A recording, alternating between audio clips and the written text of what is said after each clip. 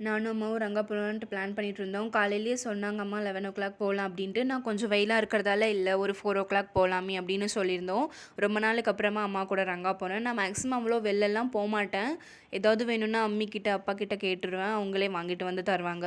So சிஸ்டரும் காலேஜ்க்கு போறதால அவளுக்கு தேவையான ஆக்சஸரீஸும் நியூ கலெக்ஷன் ஏதாவது இருந்தா அப்படியே பார்த்துட்டு வரலாம் அப்படின்ட்டு போனோம்.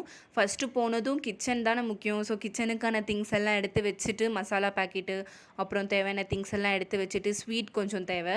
ஸோ ஸ்வீட் செய்கிறதுக்கான இந்த குலோப் ஜாமுன் பாக்கெட்டு அதெல்லாம் எடுத்துட்டு, அந்த வேலையெல்லாம் முடிச்சுட்டு அப்படியே நெக்ஸ்ட் ஃப்ளோர் போயிட்டோம். ஆக்சுவலாக ரங்கால பார்த்தீங்கன்னா, இந்த பர்பிள் அவைலபிளான ப்ராடக்ட்ஸு, இந்த டெர்மாடெக்கோட ப்ராடக்ட்ஸ், இந்த ஆக்வாலஜிக்கோட ப்ராடக்ட்ஸ் இதெல்லாம் அவைலபிளாக இருக்கும். அப்படி உங்களுக்கு இல்ல, அதில எல்லாம் உங்களுக்கு வேணும் அப்படின்னு நீங்க சொன்னா கூட ஒரு 2, 3 டேஸில் அரேஞ்ச் பண்ணி தருவாங்க. நீங்க வந்து மறுபடியும் வாங்கிக்கலாம். செகண்ட் ஃப்ளோர் போயிருந்தோம். ஆக்சுவலாக சொல்லப்போனால் நான் ஒரு 8 மந்த்ஸ் பிஃபோர் போயிருந்தேன். ஒரு 8 மந்த்ஸ் 9 மந்த்ஸ் பிஃபோர் போயிருந்தேன். நான் அப்போ என்ன பார்த்தேனோ எனக்கு அதே தான் இருக்கிற மாரி இருந்தது. வேறு எதுவும் நியூ கலெக்ஷன்ஸ் இருக்கிற மாரி இல்ல. ஸோ என்னோட சிஸ்டர் அதெல்லாம் யூஸும் பண்ண மாட்டா. அவளுக்கு கொஞ்சம் எப்படி சொல்கிறது, கொஞ்சம் யூனிக்கான திங்ஸ் தான் அவள் யூஸ் பண்ணுறான்றதால நான் எதுவுமே வாங்கலை அங்கேருந்து.